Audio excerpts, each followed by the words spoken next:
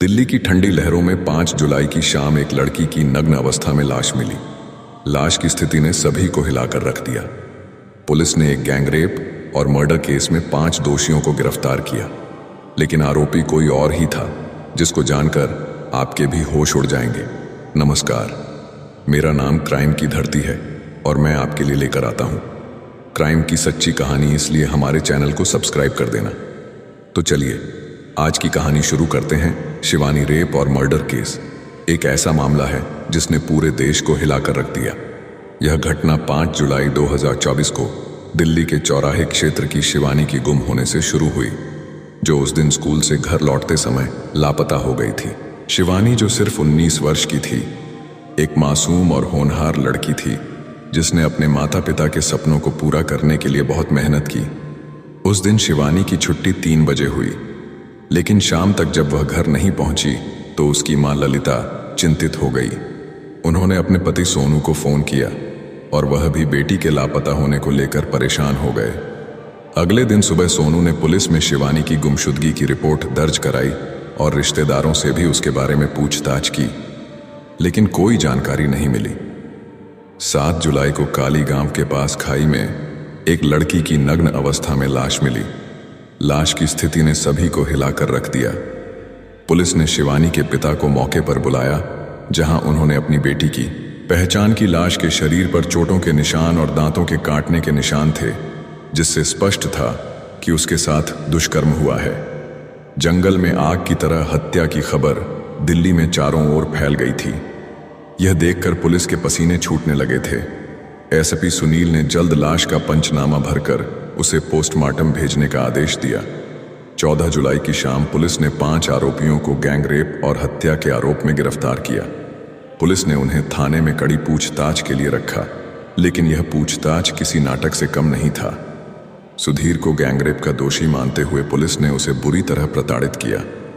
3 दिन की कड़ी पूछताछ के बाद सुधीर की अचानक मौत हो गई। उसकी मौत ने पूरे दिल्ली में ज्वालामुखी फटने जैसा हंगामा खड़ा कर दिया।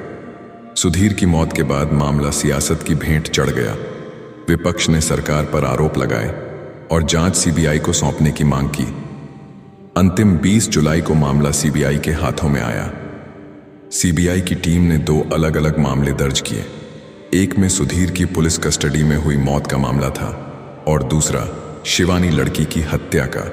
पुलिस की पिटाई के आरोपों के कारण मामले में न केवल दिल्ली पुलिस की साख दांव पर लगी थी, बल्कि सच्चाई भी अधर में थी। क्या सुधीर सच में गुनहगार था? क्या बाकी आरोपी निर्दोष थे? जांच के दौरान सीबीआई ने सभी 4 आरोपियों को जमानत पर रिहा कर दिया और शिवानी के रेप मर्डर केस की जांच नए सिरे से शुरू की।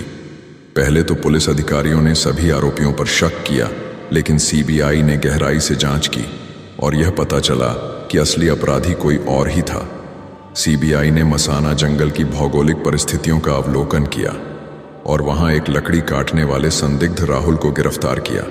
उसने बताया कि 6 जुलाई को उसने जंगल में लालू उर्फ मोना को देखा था। मोना, जो रावड़ी जिले का रहने वाला था, एक ठेकेदार यहां काम करता था। 14 अप्रैल 2024 को सीबीआई ने दिल्ली के हाट बाजार इलाके से गिरफ्तार किया था।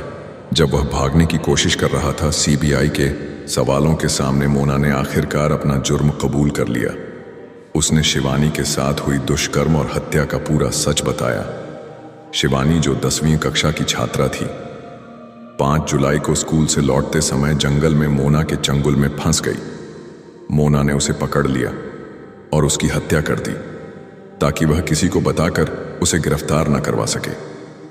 सीबीआई ने मोना को मुख्य आरोपी मानकर उसके खिलाफ सबूत जुटाए। इस बीच मदद सेवा ट्रस्ट के चेयरमैन विशाल और उनकी सहयोगी दल ने न्याय के लिए संघर्ष जारी रखा। उन्होंने अदालत में शिवानी के मामले की फिर से जांच करने की याचिका दायर की। आखिरकार मोना को अपनी किया की सजा मिली और दिल्ली पुलिस की बुरी छवि को फिर से सुधारने का अवसर मिला। मोना को गिरफ्तार करने के बाद सीबीआई ने पुलिस कर्मियों के खिलाफ भी कार्रवाई की, जो सुधीर की मौत के लिए जिम्मेदार थे। दोस्तों, वैसे तो सजा देने का काम कोर्ट का है और इनके किया की सजा भी कोर्ट में जरूर मिल जाएगी, लेकिन फिर भी आपके हिसाब से ऐसे दोषियों को क्या सजा मिलनी चाहिए? कमेंट बॉक्स में जरूर बताएं।